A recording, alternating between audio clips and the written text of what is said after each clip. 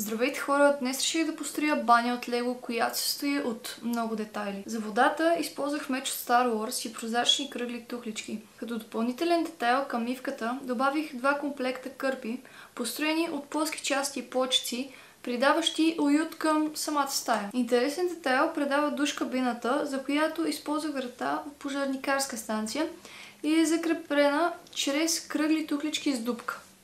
Имах желание да придам този модерен вид на банята, затова сложих решетната част за канала.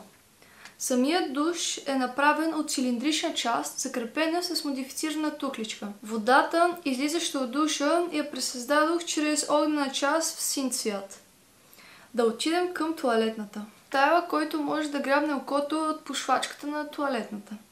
Интересно за нея е, че е конструирана от бялата пръчка на Хари Потър и цилиндрична тухличка с дупка, същата, която използвахме за душ кабината.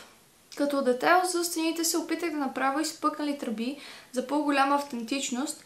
Накрая добавих и мини фигурката, от която падат водни капки за акцент. Това беше за днес. Надявам се да ви е харесало днешното видео.